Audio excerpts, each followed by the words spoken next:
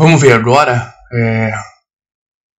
no que se refere ao cavalo, o domínio e a indicação dos movimentos.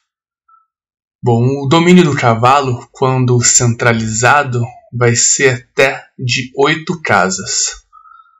Nesse slide aqui, vocês podem ver que o cavalo ele vai saltar pelas casas com as bolinhas e vai capturar nas casas que tem o X.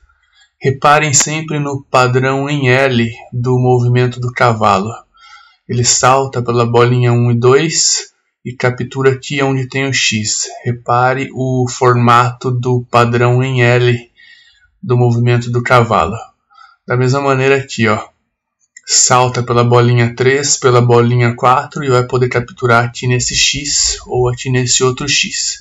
Sempre formando um L no padrão de movimento e de captura do cavalo. Obviamente, se tiver uma peça aqui, ele pode capturar. Se não tiver, ele pode simplesmente se mover para essa casa. Certo? Outra coisa que é interessante observar aqui no padrão de movimento do cavalo é o que foi dito no slide anterior, do 2-1. O cavalo ele vai poder andar aqui, ó, 2 casas, por exemplo, na vertical e uma na horizontal. Capturou.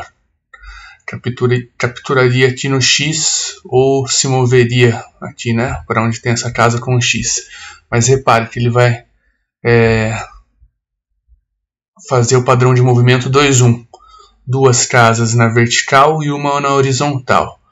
Ou poderia ser diferente, o inverso. 2 casas na horizontal, se fosse aqui nessa 3 e 4, e uma na vertical.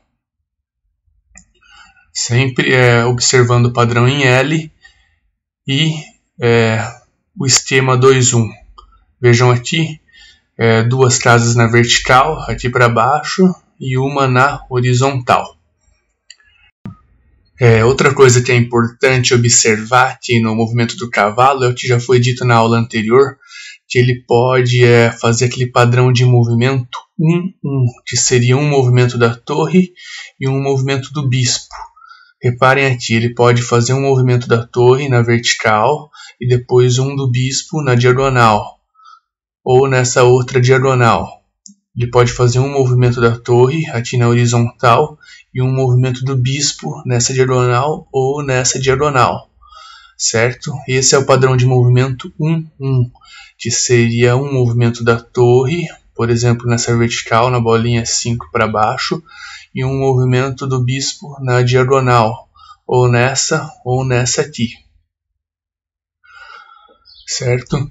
É importante observar sempre o padrão de movimento em L do cavalo. Ele não vai precisar necessariamente seguir essa trajetória que eu marquei aqui, por exemplo, passando pela bolinha 7, pela bolinha 8 e caindo nessa casa aqui. Não, ele pode simplesmente vir para essa bolinha 1 aqui, passar por essa aqui que eu não marquei e capturar nesse X. Repare que a rota foi diferente, certo? O padrão foi o mesmo, foi padrão em L. Só que a rota utilizada para cair aqui nessa casa com X foi diferente. Então é importante sempre você ficar atento em todas as rotas que o seu cavalo pode fazer e que o cavalo do adversário também vai poder fazer. Desde que seja um padrão em L de movimentação, e observando essas regras aqui de 2 movimentos na horizontal, 2 movimentos na horizontal, 1 na vertical, ou 2 na vertical, 1 na horizontal, ou então o padrão 1-1, que seria 1 na horizontal, ou 1 na vertical e depois na diagonal, o cavalo ele pode fazer a rota que ele quiser, desde que seja um padrão em L. É sempre importante observar isso, ok? Uma desatenção aí e você vai acabar perdendo uma peça para o cavalo adversário. Para finalizar, reparem que esse cavalo aqui ele está numa casa preta, certo? Numa casa escura, e toda vez que ele encerrar o seu movimento, ele vai encerrar em uma casa que tem cor clara, cor branca.